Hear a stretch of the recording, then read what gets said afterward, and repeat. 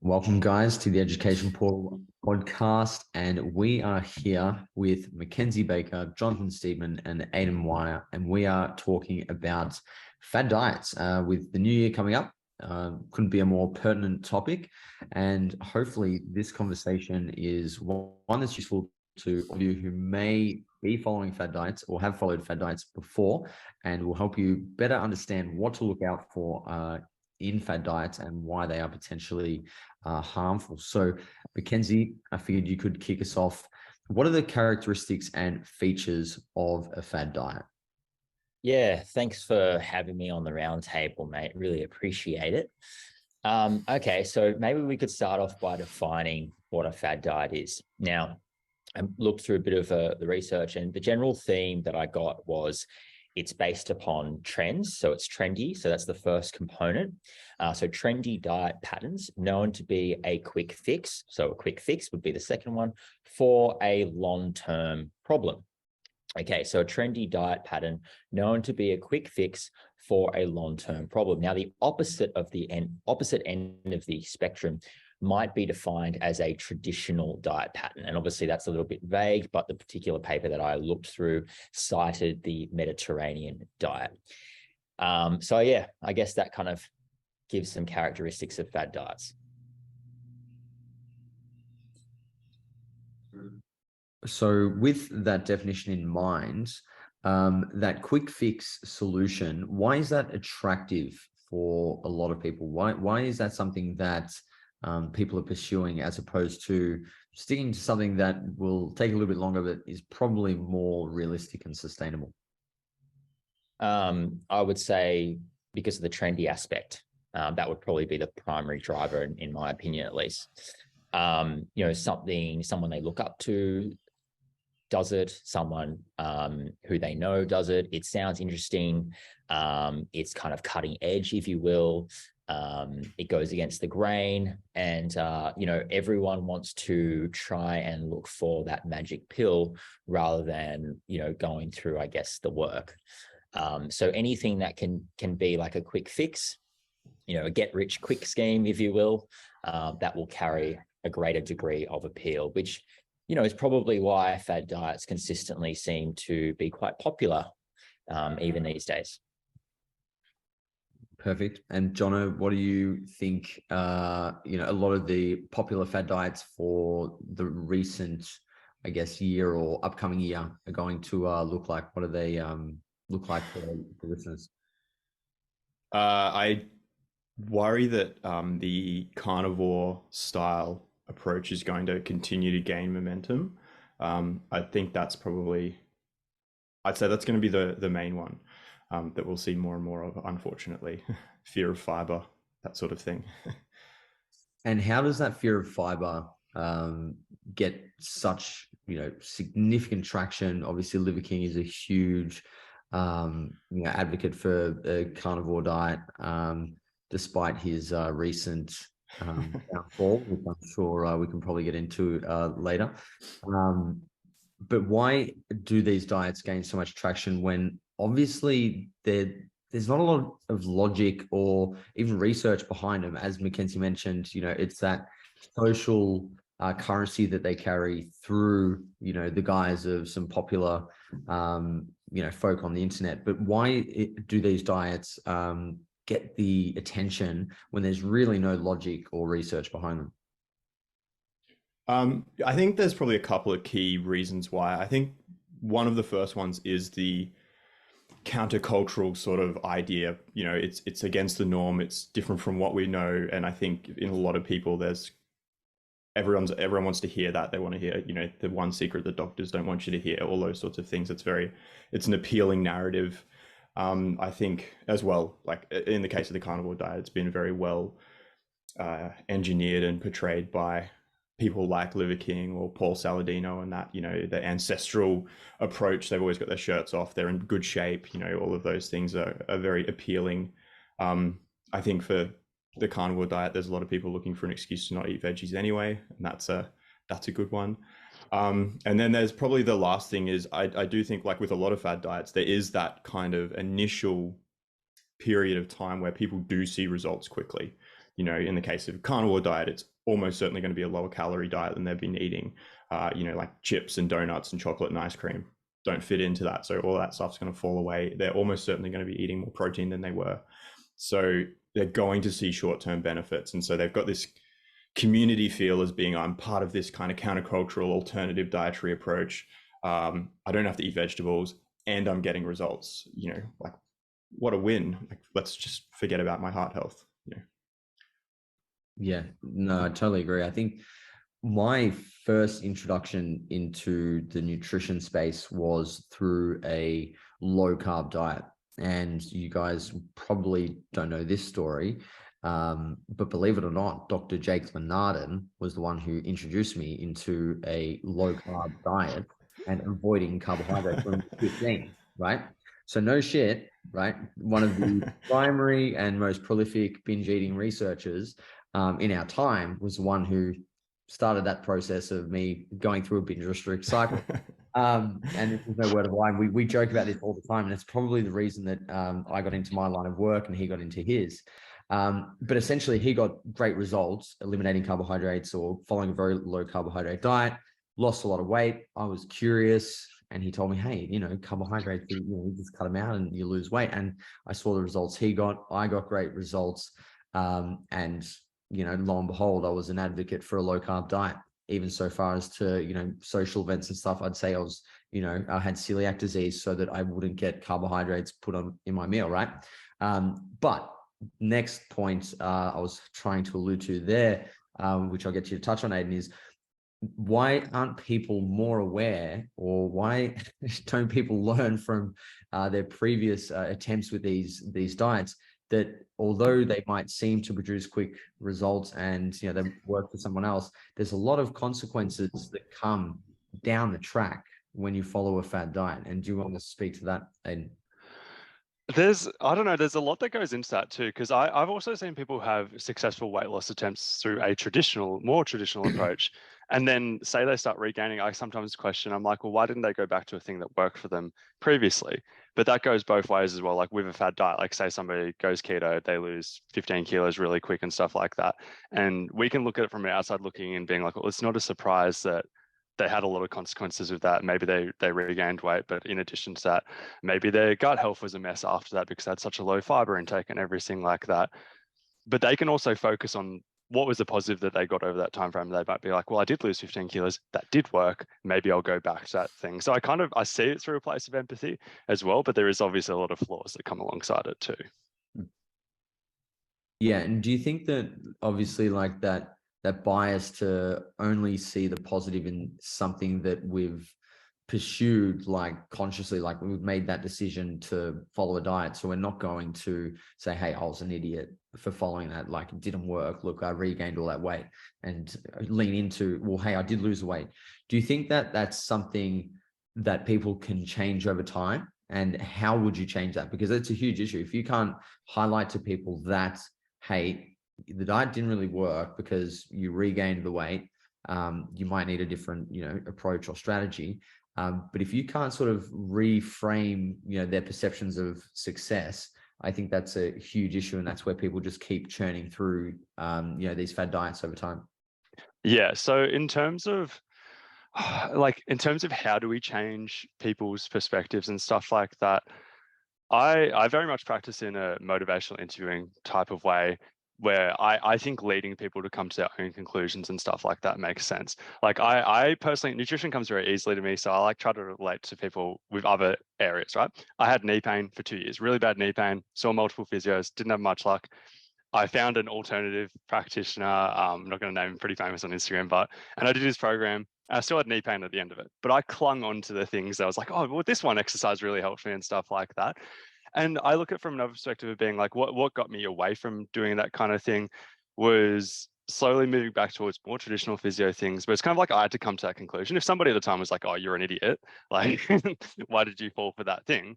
It probably wouldn't have worked for me.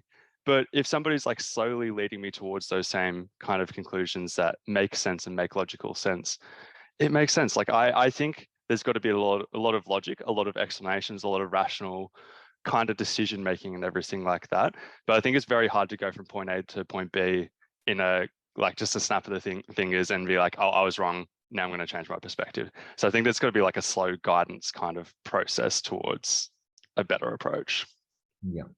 And I guess a part of that education and helping people transition away from fad diets would be a huge emphasis on highlighting some of the negatives, to their physical, psychological health that come with following a fad diet. Mackenzie, what would some of those be if you could outline those for the listeners? Yeah, so just before I get into that, just wanted to piggyback off what you guys discussed. By the way, can you see me? Oh, there was a fly on my screen. Whoops. Yeah. So yeah, like Aidan said, like you know what flies are attracted to, right? No. You really have no idea what flies are attracted to. No, I actually don't. Shit. Oh, okay. Well, then I guess my computer is a piece of shit, which makes sense then. You can't tell people what to do. Like people will, need to come to their own conclusions. And often, and even from my experience, like Aidan's, that was through kind of learning and experiencing for myself. But then I think from a practitioner perspective, Socratic questioning is a big one where, like you guys said, highlighting the negatives. Okay, so it worked for you in the past, but you're back at square one now. So do you think this is really the path that you want to take again? And they might say, well, it worked for me last time, I lost 10 kilos and this, that. But then it's like, you start talking about, well, what happened after that? Is this really, what can you learn from that past experience so you don't experience these consequences that you, do that again? So that brings me to some of the negatives of fad diets that have been reported. So the big one, which we've already touched on a lot, is maintenance issues. Okay, so fad diets tend to have short-term benefits only. They're maybe not so aligned with long-term behavior change. And we've got to remember that long-term weight maintenance is a product of behaviors over time. There's not really a habit building component. It's more like a, hey, follow these rigid food rules for a bit and, or follow this plan. And then at the end of it, there's no guidance, you don't know what to do. And that brings me sort of the rigid food rules brings me to eating pathology. So we've got that dichotomous all or nothing thinking. And this kind of has been associated consistently with, through intuitive eating, increased risk of things like binge eating or disordered eating disorders, what have you. And then we also have nutrition inadequacy. So when you have food rules, for example, in the carnivore type approach, we've got a, don't eat carbs, don't eat fiber, then we're basically eliminating whole food groups from the diet. We potentially run into various sorts of diet insufficiencies, if you will. And that can even be total calories. It's not just about things like fiber or micronutrients. And then we also have the glorification of harmful foods or arguably harmful foods. I'm not going to say that as an absolute. For example, bulletproof coffee, glorifying butter, all these sort of keto trends glorify a high saturated fat intake, which consistently probably isn't a good idea for long-term heart health. So numerous negatives.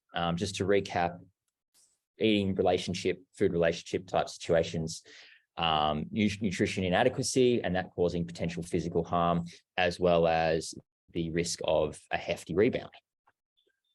Yeah. And do you think that people can be warned of these consequences and deterred from following a fad diet in and of itself? Or do they actually need to go through that process and experience some harm? Because I think you can, as you alluded to earlier, Aidan and Mackenzie, it's like you can't really tell people what to do. They're going to do it. But obviously we have a duty of care as, practitioners to warn people against these kind of things. In your opinion, guys, anyone feel free to chime in here. Do you think that you can have a high degree of success, just, warning people, outlining those, risk factors that Mackenzie outlined, or do they actually need to go through it themselves and figure it out over time? I think we can have success. Like an example that comes to my mind is smoking, right? So I've never smoked cigarettes, and that was partly because of warnings. If those warnings never existed, maybe when I saw other people doing it, I would have done it. Nutrition's obviously a bit of a separate kind of discussion, but there's also a lot of dumb things in nutrition that I personally haven't done because of warnings and stuff like that. So I think there's got to be some degree of success that can come with putting the information out there in advance, although people still will want to experiment and everything too, same as smoking. Mac, what do you reckon? I reckon that I would, again, agree with Aidan on this one. I think that warnings can help. But for me, it's interesting. Like, it's almost like going through one fad diet experience. Like, when I first started in the fitness industry, I was a receptionist at like a hectic Poliquin gym. You know, it was the low carb boot camp. It was the week-long liver cleanse. You know, in the morning, it was your apple cider vinegar with your warm lemon water and all this sort of, you know, yeah. And it's just like that one experience of that and all the negatives that I experienced from it, including disordered eating and, like, you know, the whole schmozzle.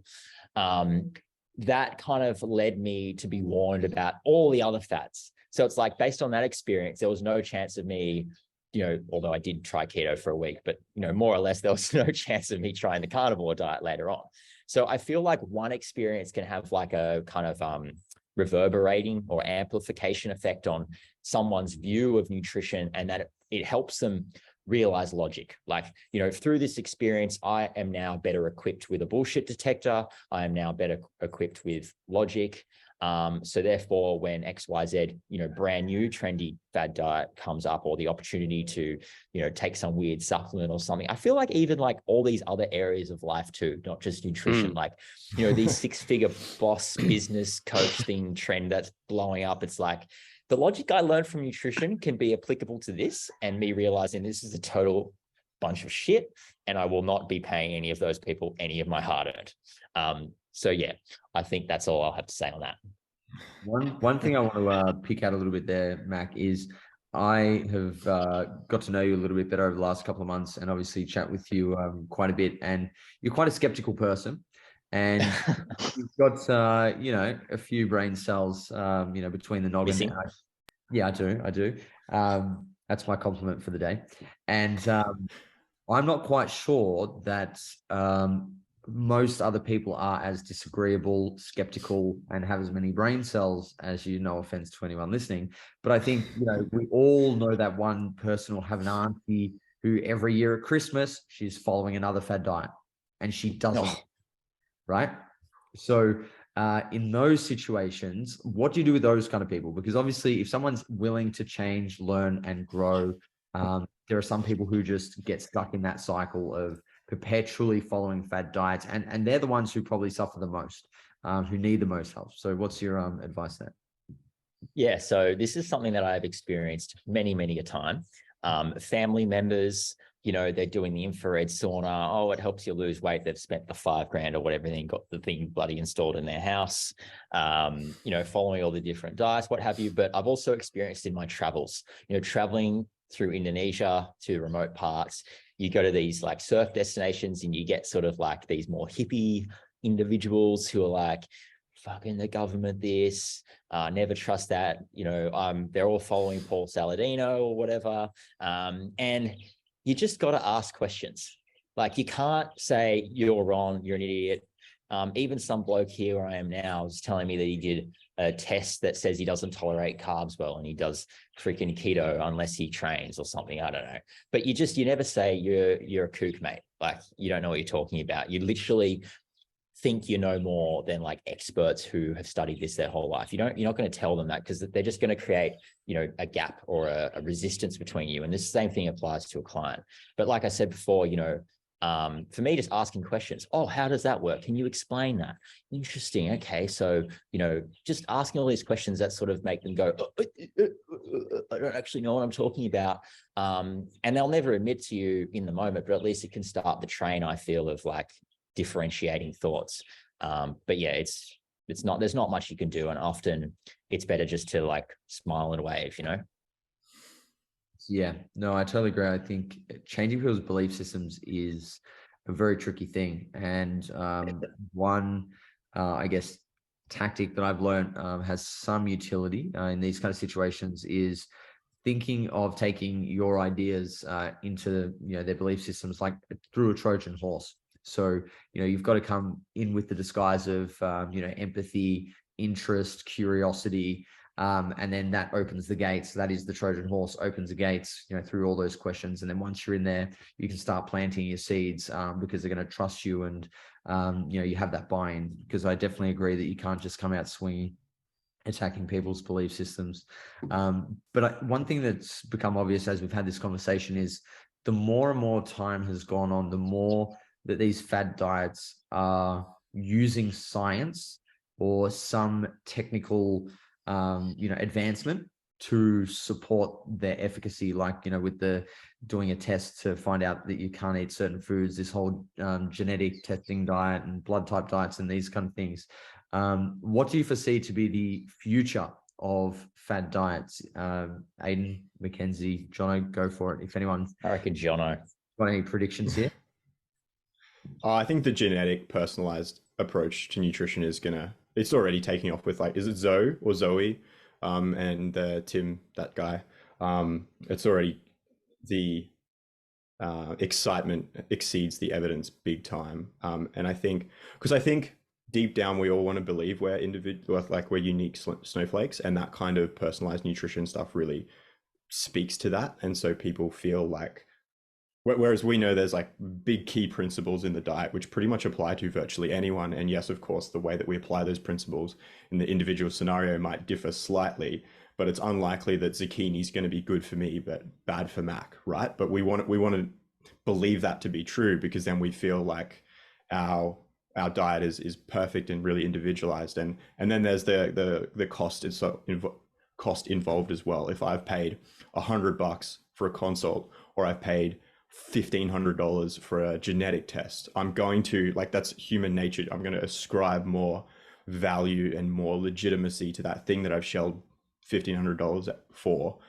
There's a bit of sunk cost fallacy as well. Like, I'm going to ride that into the ground because I've spent so much money on it. So I do think that personalized nutrition space has a lot of, they've got great opportunities to really make a lot of people hand over their hard-earned cash. So that is probably next, unfortunately. Yeah, I agree. Aidan, did you want to add to that? I'll add on to that in terms of, like, what it comes back to the same thing of difficulty kind of navigating that thing. Like, I'm going to use an example. It's not the exact same example, but IgG, food intolerance testing, you go deep down the rabbit hole of evidence and you see that it's got a greater than 50% inaccuracy rate, as in it'll tell people that they're intolerant to foods that they're not intolerant to, but people have paid money for it. And something that Mac and I agree on, we're talking about, like, Socratic questioning. And that's kind of like asking questions to lead people to their own answers. And one of the tricky things navigating that is somebody who's paid for that obviously doesn't know it's inaccurate. We can't use Socratic questioning to kind of get them to come to the same conclusion. We've kind of got to provide some level of education about, here is why it is inaccurate. And that's a tricky thing to navigate, particularly because they've paid money and really very much believe in the process. Yeah. No, I definitely agree. When those kind of tools fail to work, it can be even harder. And especially if somebody doesn't have the understanding of the level of education required to make sense of what you're explaining to them. And that's a lengthy process. Like, that's, sometimes hours and hours, and it's not something that can just happen, in a conversation. But Mac, we had a chat and briefly spoke about how even things like if it fits your macros is a fad diet, and how a lot of people don't even realize this. So fad diets are pretty much anything with a name. So why is something like if it fits your macros, which is generally not providing, it's not ticking all the same boxes as, say, the carnivore diet, right? It's missing a few key elements to meet the criteria of a fad diet. But why do you think that falls under the same umbrella? Yeah, so why do I think if it fits your macros or flexible dieting could potentially be classed as a fad diet? So first thing I want to say is that I'm not anti-tracking. I'm not anti-MyFitnessPal or anything. Yes, you are. You absolutely are. All right, fair play. But I think, okay, so let's look at it. Well, I mean, at least maybe 10 years ago, it was definitely trendy. People went from meal plans and all of a sudden it's like, I can have Pop-Tarts and, nothing's off the table. And that's one good thing about flexible dieting is it removes the dichotomy around good or bad foods most of the time. But then sometimes you also create rigidity in that. For example, oh, I can't have nuts, like almonds bad, too calorie dense, they're off the cards. And then all fats are also bad as well. So there's the trend thing, there's the potential for dichotomous thinking. Also, when it comes to adherence to targets, I have to be 2 grams away from the target. It's sort of like flexible dieting, but here's 3 numbers to live your whole life by. And if I don't hit these numbers, or if I can't track it accurately, then I don't know how to eat and I can't stop myself from overeating. It's just like, you hear things or see people say things like, tracking's easy for me. Without tracking, I would just eat and eat and eat forever. And it's just like, this definitely shares that rigid type restraint approach, even though it is called flexible dieting. So for those reasons, I feel like it has characteristics of fad diets, but I probably wouldn't class it as a fad diet. I'm just saying that it has characteristics that probably aren't too dissimilar. Yeah, no, that makes sense. And I guess one thing that I'd like to know from you guys is that when it comes to fad diets, if somebody's seeing success with a fad diet in their definition of success, would you get them to stop following that fad diet if it has been proven to work for them in some way? Because there are some people who have had long-term success with fad diets, and why do you think that is? Anyone can jump in here. I'll jump in there. Oftentimes, no. Like, oftentimes, I don't know. It's tough to say, but like in a lot of cases, I wouldn't. It depends on the diet and stuff like that. I think I'll use keto as an example, right? Just because we know it's very rare for people to have great long-term success with keto, but there are people who exist, who do it, vibe with it, absolutely love it, massively has improved their quality of life, massively improved their health. Should I take that person away from that? I don't know, because could me taking them away from that make them go backwards in many other ways? Could adding in more flexibility make them start over consuming calories, or a bunch of things, right? And it's a tricky thing, because there is downsides that come alongside that, like using keto, using carnivore, using whatever. We know, using fiber as an example, that there's a pretty linear line between increasing dietary fiber intake and long-term reductions in chronic disease risk and stuff like that. But the unique situation is, it's like, what if that person has, I don't know, lost a significant amount of body fat and has improved many markers of health in the process? Maybe they had type 2 diabetes and were on a lot of medication for that, and now they no longer need that medication and they're in remission, and there's a bunch of stuff. So it's like, it's a case-by-case basis, but there are situations where I might just leave somebody doing their thing and not really try and guide them away from it. Jono, how about you?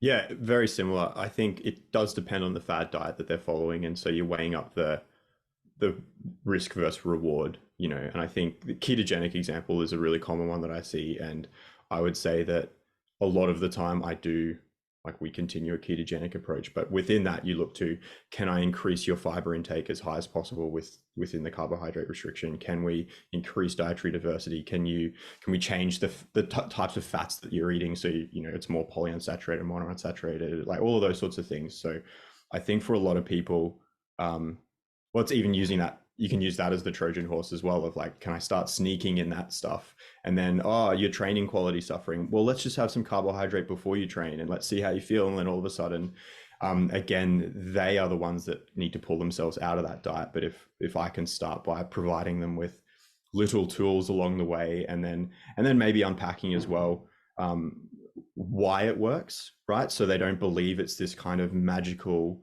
alternative explanation versus all of the other reasons. And if we understand the principles as to why that dietary approach works, and then we can talk about how we can apply those same principles in other ways, then they're sometimes maybe a little bit more open to shifting it a little bit.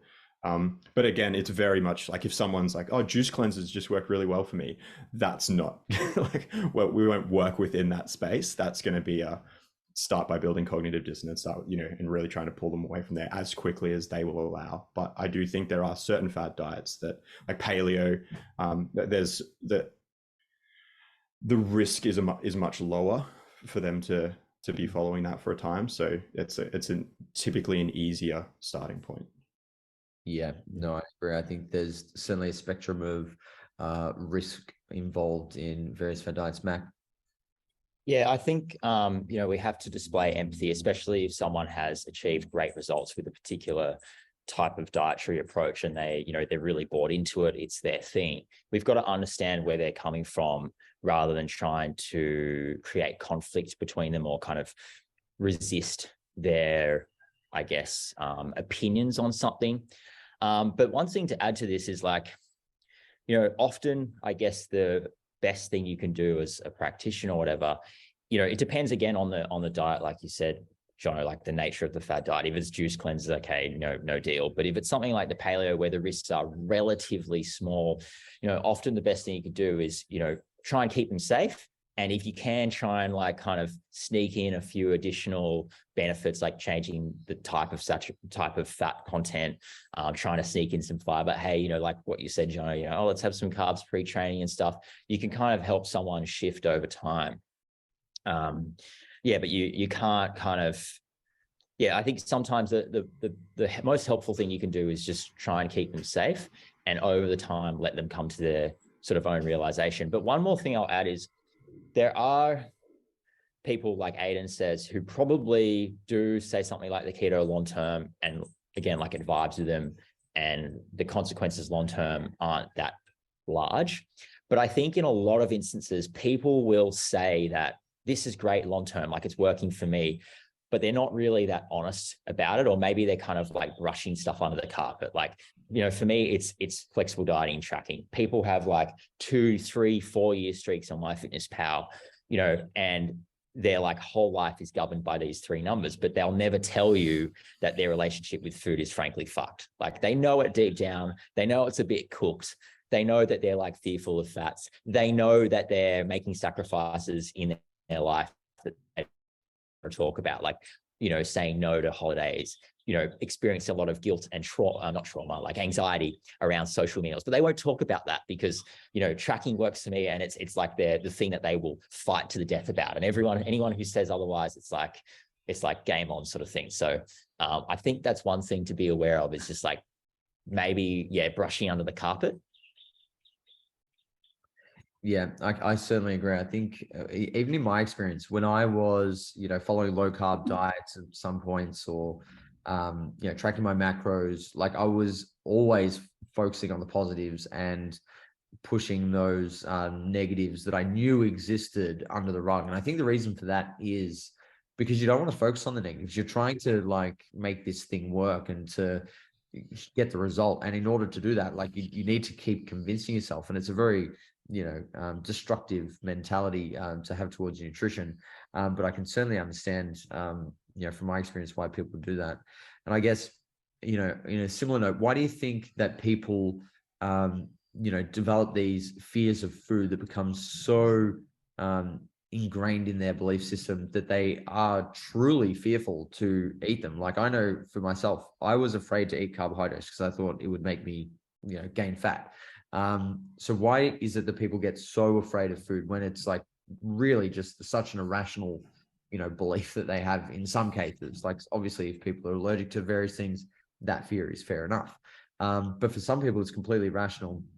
And addressing fear is very different to educating people on, sort of the risks and things associated with the fad diet, because there are cases where people are genuinely fearful of food. So what are your thoughts on addressing those kind of things? Aidan or Jono, jump in. Jono, you want that one? I think, you're right. And that's where, empathy throughout this whole process is important. But when it comes to a fear of foods, it's extra, you got to dial the empathy up to 11. And just understanding, I don't think anything trumps experience when it comes to teaching someone something. So you can read all the things, you can be told all the things, but if they've experienced something, that's going to be a much stronger connection for them. And so they've cut carbs, they've noticed benefits, and then probably low carb, they've had a binge on carbs at some point, they've gained 2 kilos overnight with the water weight and glycogen, and that's just reinforcing carbs are bad. And so you have to unpack potentially 20 years of, that kind of belief and understanding and relationship with that food. So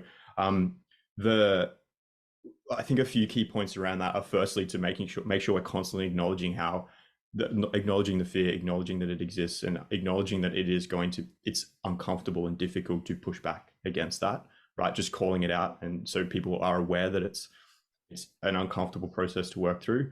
I think really searching for ways to get them to have an experience in the other direction, so getting them to increase, to add one carbohydrate rich food or whatever, and then getting a positive experience out of that, we can start to sort of chip away at that. But yeah, it has to be slow, and it has to be done with a lot of empathy, a lot of explanation as well. So they're still getting the knowledge, but I think we have to work really hard to build the experiences in the other direction, because no amount of knowledge, I think, is going to get rid of fear. Yeah, I think that's a brilliant way to look at it. Aidan, do you want to add anything to that? No, I think that carbohydrate example was really good, because it's kind of like, I think there's two things I'd attack that from. Like, one is education in terms of like using the carbohydrate example. We can educate and be like, well, every gram of glycogen we store almost every, like 3 ml of water alongside that. That's a normal human response. Literally everybody has that. This therefore means every time you go low carb, you are going to notice quick drops. Every time you add carbs in, you are going to notice a quick increase, even though we don't care about the water weight. Like, that's not a bad thing. It's actually not a bad thing at all.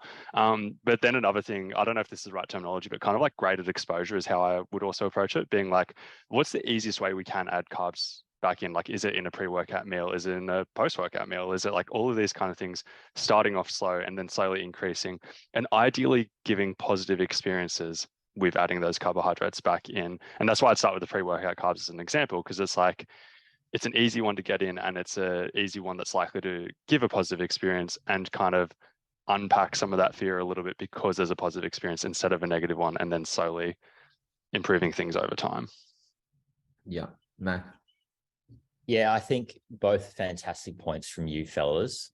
Like the graded approach thing, trying to make sure that it's a positive experience, because a lot of people in using carbs again as the example, like their experience of having an isolated carb intake episode is whole pizza next morning, like 2 kilos heavier.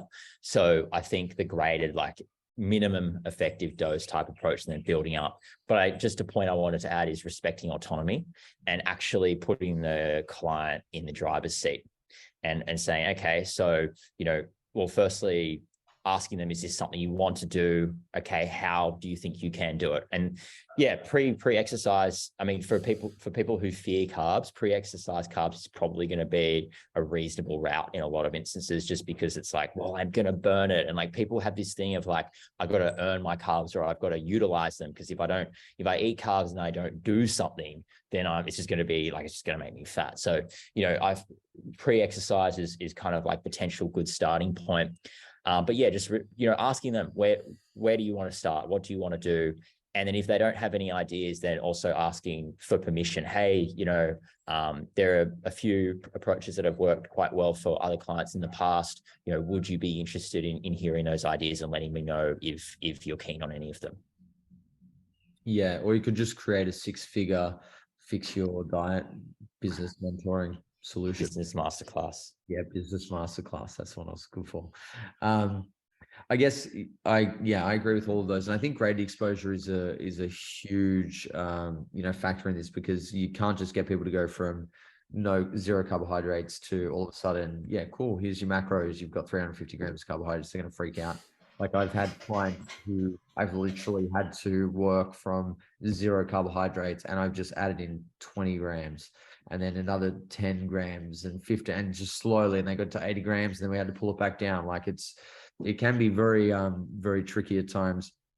But I guess one thing we haven't really touched on is why fad diets don't work, right? We've sort of spoke about at the start why they work, because obviously they eliminate a whole food group, and that can lead to easy weight loss. And then also some of the key features and characteristics. But we haven't really gone, balls deep into why they actually don't work long term. So who wants to attack that first? Jono. Okay. Yeah. So I think it's largely overarching all of the fad diet approach. It's just the lack of behavior change. It's the lack of and the lack of flexibility with that dietary approach, right? If you're on a ketogenic diet, you can't just sometimes have carbohydrates because that knocks you out. And the reality is that that's not how life works. You know, we have events, we have social outings, we have all of those sorts of things where nutrition, the nutrition available to you changes.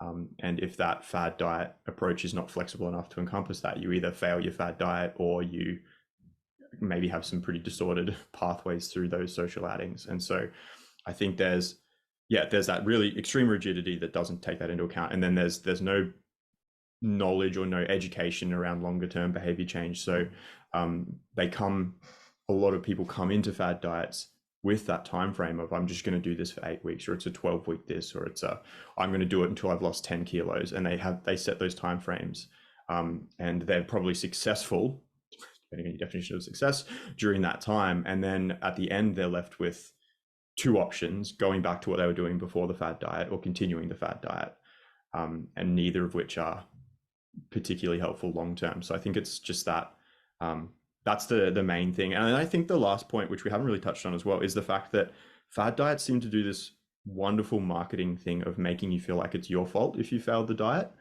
right? Like, it's never like, a ketogenic diet's dumb, right? Or whatever, you know, it's that, I didn't stick to it, I didn't do it properly, so I'm the failure. So when they finish that diet and then put on the 10 kilos, it's their fault. And so then that just either is a shame spiral of, well, I'm not going to try again, or I'll go back to the diet that helped me the first time because it's good, I'm the problem. And so it kind of builds all of those, negative feedback loops in. Yeah, totally. Mac, anything you want to add to that? Yeah, for sure. So I think a big reason why, so firstly, agreeing with Jono big time, the rigidity, the all or nothing. Like, if you were a hardcore Paul Saladino diet, fearful of seed oils or whatever, you're going to have a hard time here. Ibu's not going to change your freaking Nazi Goreng recipe to grass-fed butter for you. It's just not going to happen. And like you guys said, like, there's going to be, well, like Jono said, there's going to be instances where what's available to you is going to change and what's feasible and realistic. Like, even, having whole grain bread here, it's just not going to happen. Like, the bread is white bread with often added sugar in it. And it's just like, accepting that you don't always need to be perfect, accepting that, there should be some flexibility built in, except being cool with like a plan B and just doing what you can. Okay, well, I can't have wholemeal bread, but I can still eat a ton of fruit. And when you follow a rigid diet that has these food rules, it's all or nothing.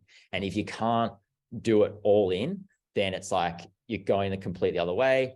And then I think the reason why people might feel shame or blame themselves rather than, like Jono said, the keto diet's stupid, is because I feel in a lot of instances, the people who promote these diets are like alpha male, like hardcore dudes. And people like, I want to be like, Paul Saladino, who's got his shirt off and he's confident, or Liver King, who's like this jacked caveman dude with a big luscious beard and like all this sort of stuff. Or I want to be like Jacob Shepard, who's just like an absolute Adonis, like quads of the gods, and then when you can't, like, these guys are talking about being hardcore and being like, a man and not showing emotion and like just kind of being that alpha, I'm a 7-figure, look at me driving my matte black AMG, burly heads, bruh, all that shit. I just think like you're set up to be made to feel like you're inadequate, and it's not the diet, it's your lack of grit because you're a soft pussy. Yeah. There's a couple of things I want to unpack there. And the first one, before you decided to be a comedian, was the fact that it really is a first world problem, isn't it? And it's a problem that comes from a place of privilege. Like, a lot of people who adopt the fad diets are clearly privileged in some way. If you can just decide that you're going to cut out carbohydrates because you want to lose some weight, well, that's a pretty good problem to have compared to say in Indonesia, where it's like they're just going to eat whatever the fuck's put in front of them, that they have access to. The second is, I definitely think that there's a lot to that disappointment in the person, in themselves, when they're unable to follow a fad diet. And I think a large part of it is the comparison But I also think it's from the get-go, they've seen success in others, and others, have following the diet and it working for them. And they're making it a comparison to all of the people who the diet has worked for as well. Because they feel like, oh, well, it's worked for all these people. That's part of the reason they bought into it in the first place. Because often they don't just do it because of one person, right? Usually that's the gateway to a fad diet is they'll hear one person, whether it's someone with a big influence on social media or their auntie at Christmas lunch. They get interested, they do a little bit of research, and then they start looking at, okay, well, what about other people? And there's kind of like that herd mentality. And they get into an echo chamber from there, and everyone's raving about it. I think there's a huge social component to it where they're comparing to their peers who are also following the fad diet, and usually no one's going to post about their failures with a fad diet online in a group for that fad diet. Like if there's a paleo group on social media, nobody's going to go on there and say, look, last night I went to, Ben and Jerry's and had some ice cream with my kids. What should I do, guys? No one's going to fucking do that because they're just going to get, roasted by the group, right? No one's going to go into a carnivore diet group and say, well, fuck, I actually drink glucose before I work out, Liver King, right?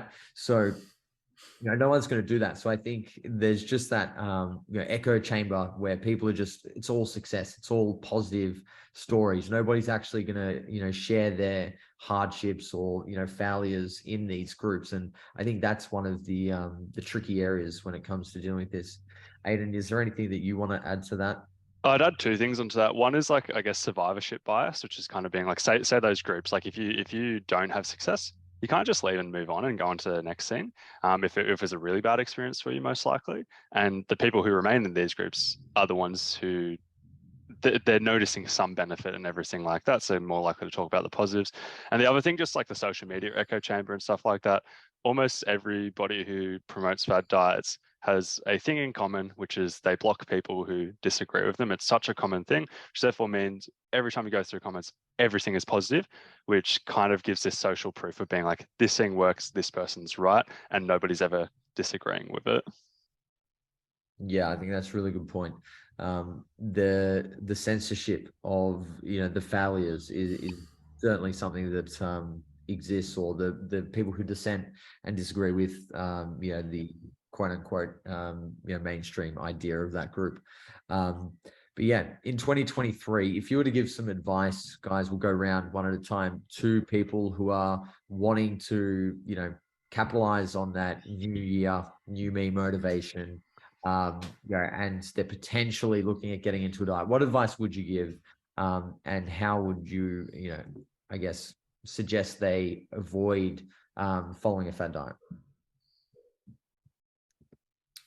To start things off, I would just say, okay, so assuming the goal is weight loss or fat loss, what's more important to you? Is it getting the weight off and being lean for a week, or do you want to actually sort of stay there for the rest of your life and live a healthier life, and sort of go into the whys and the motivations behind that largely? But I guess I would say, like, the need for habit building / behavior change.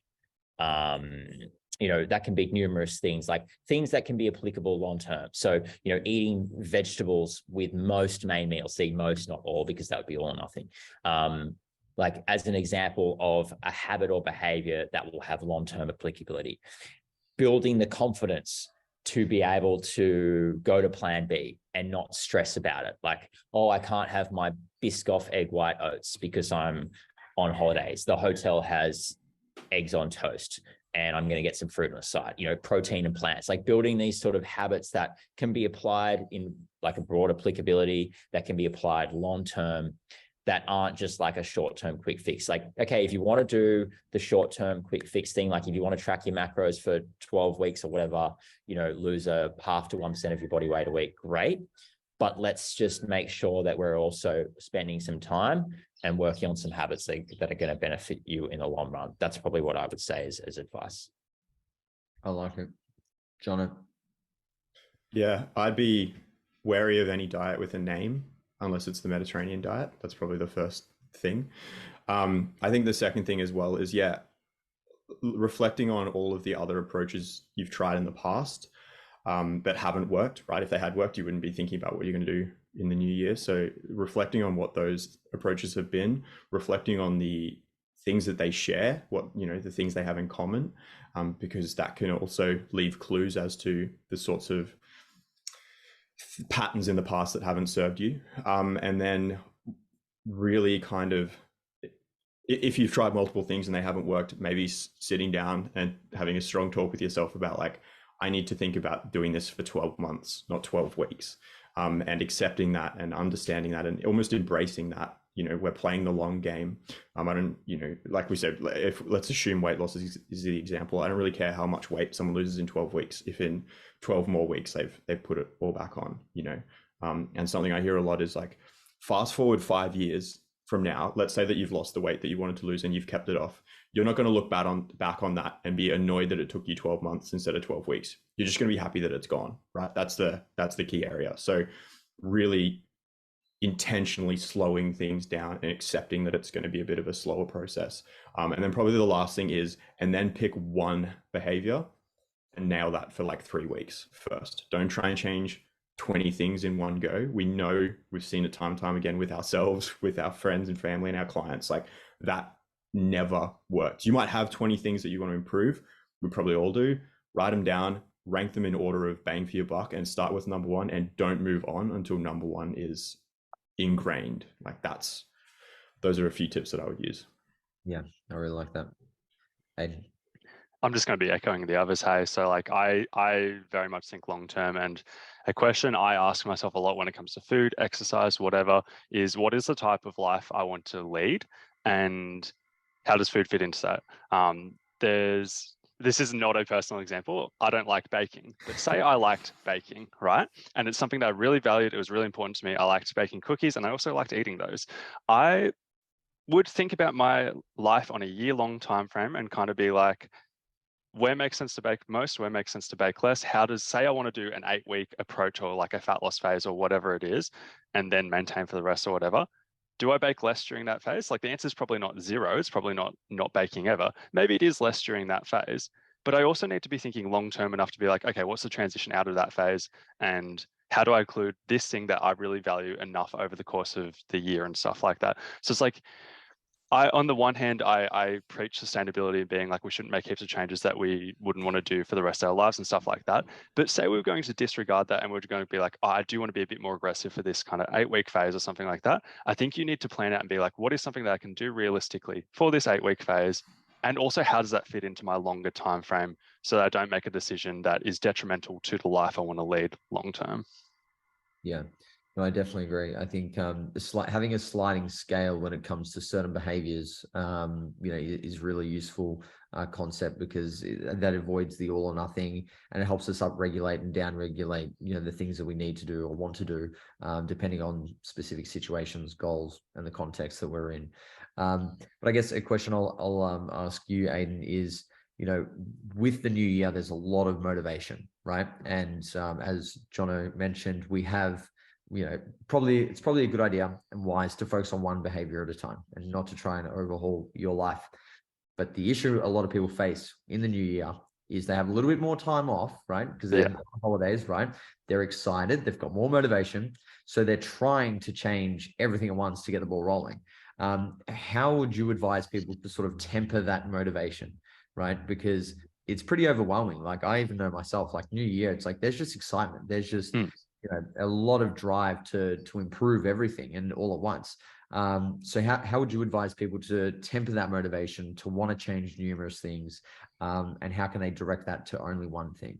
Yeah, I like to look at that from other perspectives outside of nutrition and bring that back in. I'm a business owner. I start the new year after a holiday, super motivated and to get into everything, right? But looking at it from the business perspective, it's like, damn, I'm going to be doing this for a long time. And there's only so much I can achieve in a short time frame. And I have to keep repeating these habits week in, week out, week in, week out, year on year on year to get to where I want to be. And the same kind of thing with nutrition, health, fitness, everything like that. It is a lifelong pursuit. Ideally, we're caring about this forever, really. And although we can achieve great things with motivation and short bursts and stuff like that, we still have to be doing stuff the rest of the year. So it's like, I would focus on that first phase of motivation, getting results and stuff like that, but also doing it in a way that sets you up for the long term, which often means refining your focus to the things that are moving the needle and matter long term too. Yep. Awesome. Mac, what would your advice be? Yeah, I mean, I would definitely echo the other fellas.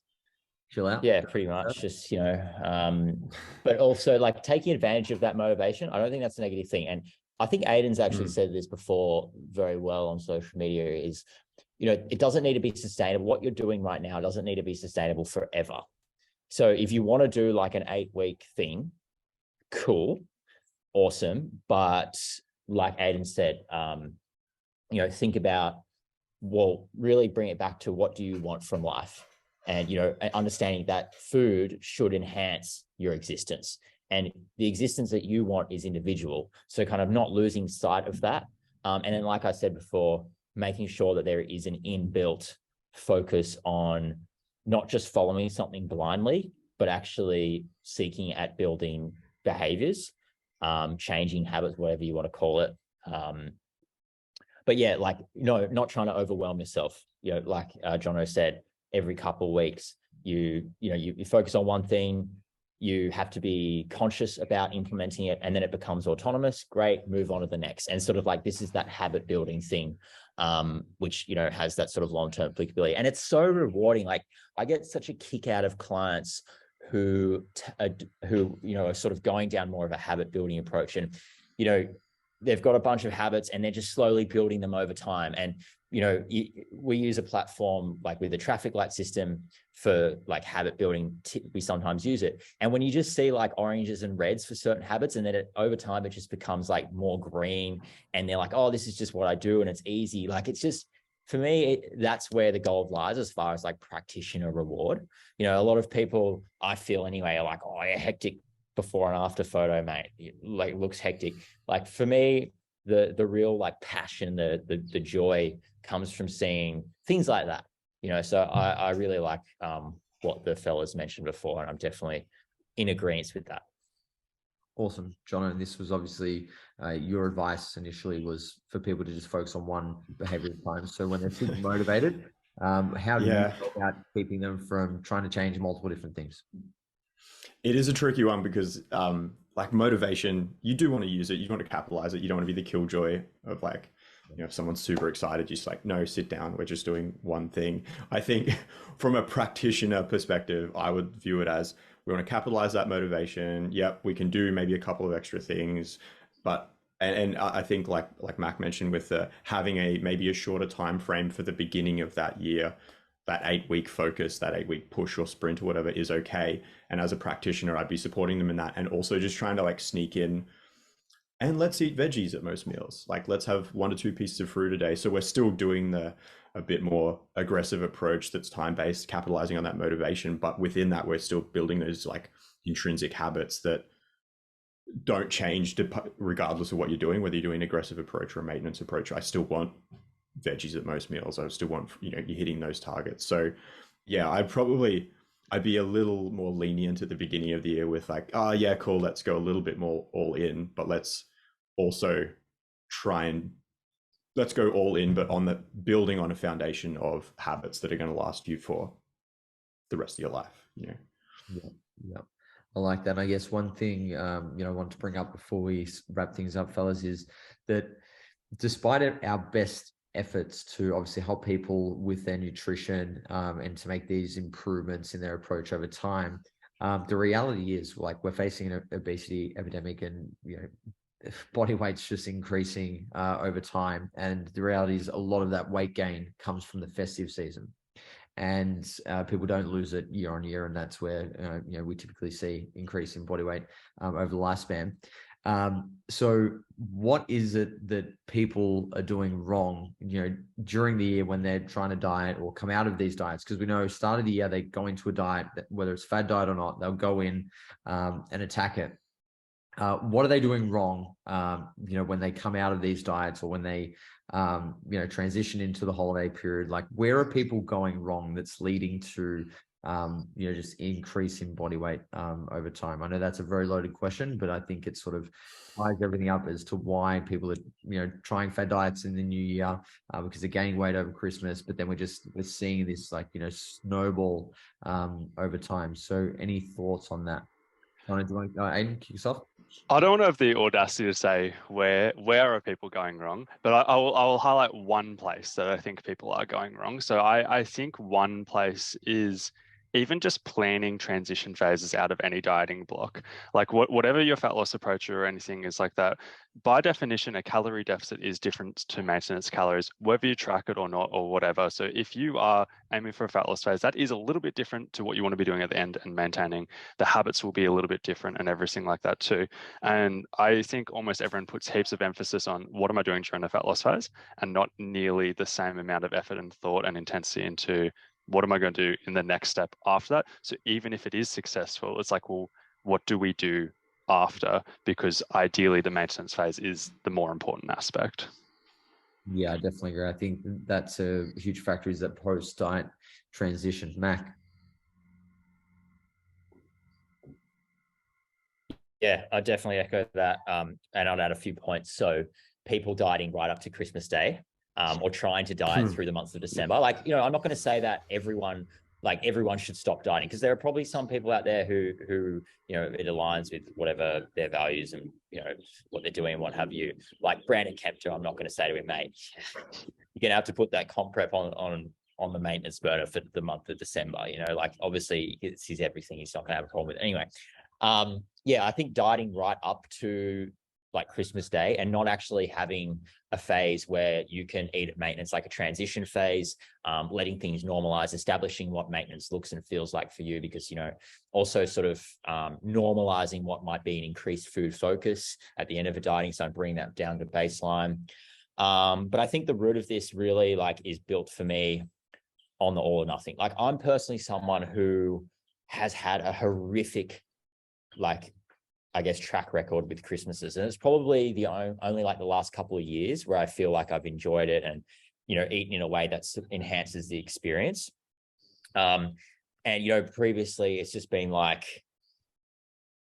massive amounts of eating, lots of guilt, lots of despair, lots of sadness, and all those sort of negative things.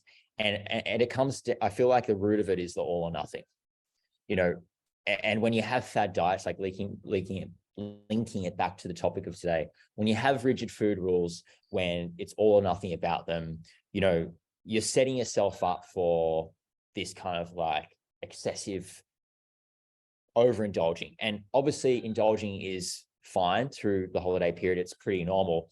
But when it gets to a point where it's not enhancing your experience or your enjoyment, it's not contributing positively, you're going past that diminishing returns, that's when I feel it becomes undesirable. And being all or nothing, I feel like is really the crux of where a lot of people's sources of struggles or discrepancy between control phases and say the holiday phase really is built from. Yeah, awesome. I really like that. Jono? Yeah, I 100% agree with the all or nothing. I think that's probably the biggest thorn in people's sides during this time of year, because everyone focuses on eating too much at parties. How should I eat it on Christmas Day and at my work Christmas event and things like that, and they forget there's 93 other meals in December, or 90, so but because of those events being nothing, I guess, they just kind of carry that approach through, for that 3 weeks of December. Their normal meal structure, their normal meal timing, the types of foods they would typically eat just disappear for 3 whole weeks, rather than eating kind of your regular meals and then eating more at a party, and then eating your regular meals with some extra dessert because you had leftovers. Or it's rather than your normal structure plus something, it's just this whole new beast that looks completely different to how you eat for the other 11 months of the year. And I think that definitely can cause the holidays to have a bigger impact than they need to. For sure. Sure. Well, boys, I think that was a very, very useful discussion. I'm sure our listeners will take a lot from that. But before we end things, we're going to go round, and I would love to hear one embarrassing story or experience with a fad diet or some kind of fad diet behavior. So, Aidan, I I'm feel going like to you're not start. going to have one. I feel like you're not going to have one. No. So I don't have many actually. That's actually good. I've actually been blessed with a really good relationship with food and everything. Hey, but Awesome. my first one, my only one really, is the if it fits your macros example, right? It's funny that this is the fad diet one. I had a great experience with if it fits your macros. I think it improved my relationship with food in a way. Before that, I wouldn't say I was orthorexic or anything like that. I just avoided sugar and stuff like that because I thought it was better. But if it fits your macros, I thought the numbers mattered. I thought that I had to hit certain carb and fat targets and stuff like that. And I remember one time I was 10 grams short of my fat target. I was still living at home. I was 17 years old. So all my food was supplied by my parents and 10 grams short of the fat target. I look back now, I'm like, I could have eaten anything. Could have eaten anything. Actually, the 10 grams didn't even matter. At the time, though, I was like, I'm going to get jacked if I have this 10 grams of fat. So I poured out some olive oil and drank some straight olive oil. Love it. That's great.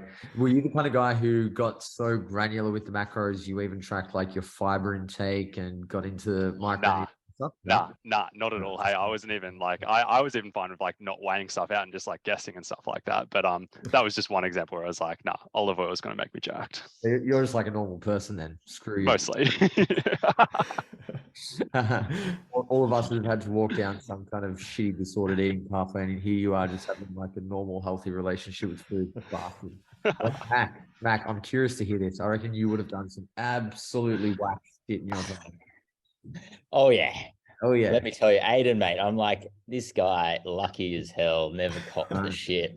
Okay, so I once worked with a personal trainer from the UK online who was one of those like personal trainers who decides that he's going to be a gut health functional medicine type dude. And, you know, I was prescribed, you know, grapefruit pre-exercise with coconut water, ox bile supplements, like just all these weird, obscure supplements. I had to have certain teas with different meals. So like, you know, breakfast was like whitefish with like rocket, and I had to have like white tea with that meal. And then like another meal, I had to have like a black tea or something with this other meal. And it had to be like pistachios. But the biggest thing from memory was chicken eggs. No good, like terrible for you. So I had to have duck eggs. Okay, it had to be duck eggs. And this was the meal plan, duck eggs. So at the gym I was working at the time, because this is when I was like, you know, a receptionist at this Poliquin gym. So one of the clients of the owner went to Paddy's Markets and bought me a packet of duck eggs because I couldn't find them anywhere because I was stressing about adhering to the recommendations of this individual. And yeah, I wasn't allowed to have chicken and eggs. It had to be duck eggs. And it was like going to the nth degree to get them. That's pretty good. That's pretty good. I like that. The duck eggs is you know, yeah, the teas. Was one of the teas oolong tea or something like that? Oh, I don't think so. Actually, oolong teas for like it's basically like a laxative, I believe. Yeah, it is. Yeah. I used to have that before bodybuilding shows stuff when I had coach. Yeah. There was like licorice tea, white tea, green tea.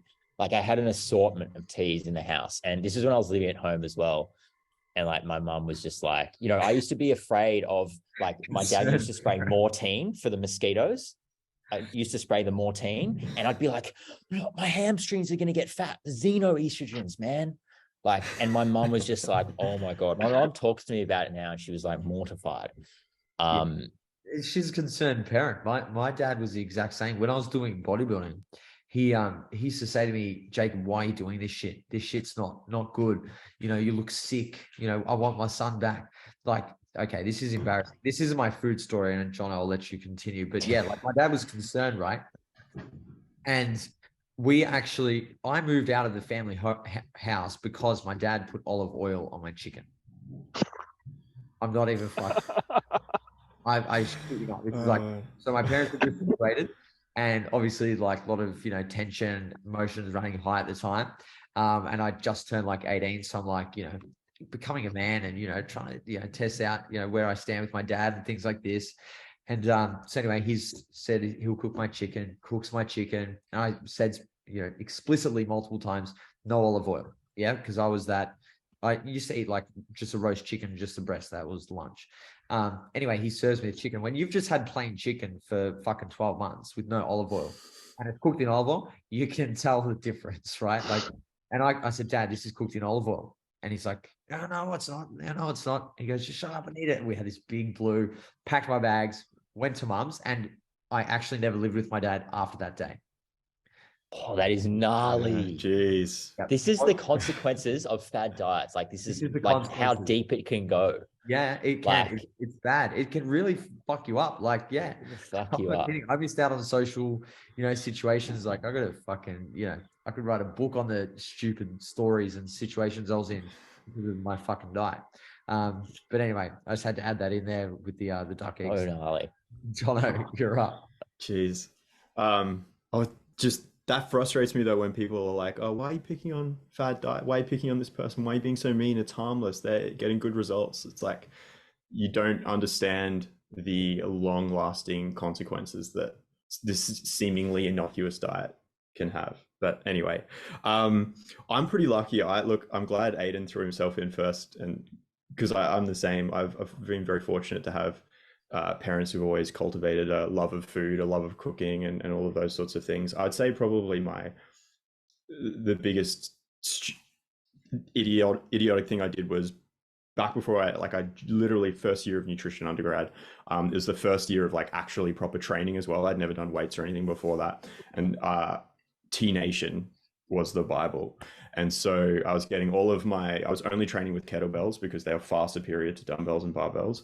And I was only doing 20 minutes because if you did any longer, your cortisol would spike and that would cause, belly fat gain and things like that. But I was also making sure that I had my shake with L-carnitine, 2 scoops of whey, and a massive 60 grams of glucose or dextrose to intra during my 20-minute kettlebell workout to make it was all the Poliquin, Christian Thibodeau, and Search. Anyway, so that and L-carnitine is the most disgusting.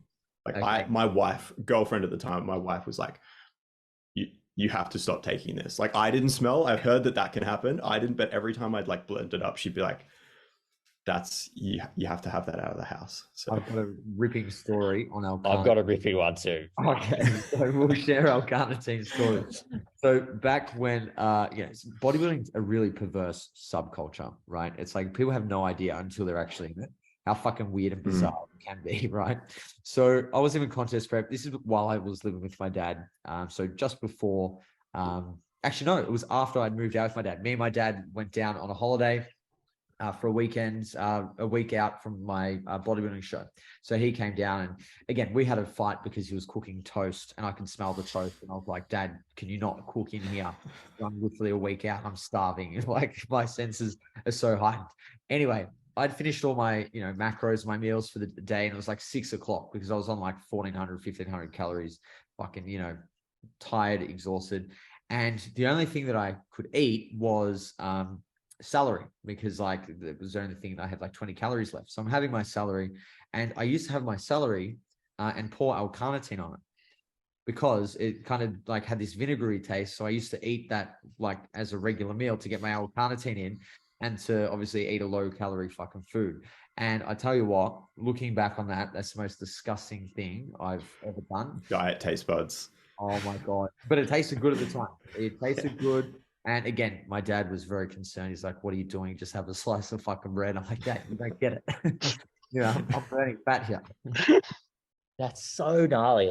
That's even worse than the people who dip cucumbers in stevia. Have you seen that? Oh. I haven't seen that, but it makes sense. And they're like, oh, it's delicious. It's so good. It's you're fucked. For me, speaking of L-carnitine, tell us L-carnitine. I went through a phase where I had 30 grams of leucine post-exercise. What? Yeah. 30 grams of leucine, like the supplement, just leucine. And it's the most chalkiest thing ever. That has to It's so top bitter. L-carnitine. That has to top L-carnitine. 30 grams of the stuff. Where That was the Poliquin thing. What water? Sorry? You just put it into water or with a protein shake? Yeah, literally just a shaker bottle, water, not L-carnitine, leucine. 30 grams. That's a lot. That would have tasted horrible. It was the worst. That was my crazy one. Yeah, Anyhow, I feel like me and Mac are the only ones here with really fuck, good we had a rough run. food stories. Yeah, I used to literally for lunch. My dad has photos of me sitting there in like my stringer singlet while I was training, just eating a whole roast chicken because I wouldn't eat carbs. I just eat the roast chicken, no skin, of course. You know, I'm healthy like that at that point. But yeah, I used to eat a whole roast chicken. Fuck, what else did I used to do? I did the whole meat and nuts for breakfast. I did that. Yeah, I did that. That's Grass-fed, Poliquin, cooked isn't in it? grass-fed butter. Yeah. Yeah. My mum used Poliquin. to be like, Jacob, can you not cook this kangaroo at 8 o'clock in the morning? Right. Because I used to cook fucking like kangaroo meat and it stinks out the house. And I'd have it with some almonds. It was just, yeah, it was gross. I'm disappointed in you guys. You guys should have had you guys. experience. Sounds What like the we've hell? really missed 2023. out. Yeah. 2023. Aidan, you and I, we should fad diet year. Yeah, Yep. I'll take up bodybuilding. Sounds fun. I implore you guys to try celery with L-carnitine. Just let me know- sacrifice yourself. I'm not doing Sacrifice that. yourself. Let me know how you go. Anyway, guys, thank you very much for your time. Love talking to you both. Obviously, Mackenzie, I have to talk to you as a function of our business agreement. So, Moderately enjoyable. but guys, thank you very much. If you can let listeners know where to find you, Aidan. So I have a podcast myself. So I've got the Ideal Nutrition podcast, and on Instagram, I am Aidan _the _dietitian. Awesome. Jono. Cool. I am at Jono Steedman on Instagram. Website is bitemenutrition.com.au. I also have a podcast, but it's sporadic. But it's the Bite Me Nutrition podcast. So do we all have a podcast? Yeah, It's been the year or a couple of years for podcasts. Hey, yeah, cool. Yeah, just one thing to the listeners: just be careful with Jono. Just make sure you don't ask him questions about creatine monohydrate. Just make sure. You're gonna have to explain that one to me off air. Mac, where can people find you? Me at Mackenzie Baker _ at the end. Macabolic podcast. Yeah, I reckon that's pretty much it. You know, you got Fortitude Nutrition Coaching, and then you got the JPS Education Portal. That's another modality, which will be very exciting coming up in 2023. That's it, guys. If you're listening to this, it's 2023. Happy New Year, and we'll speak to you all next time. Doozy. All right.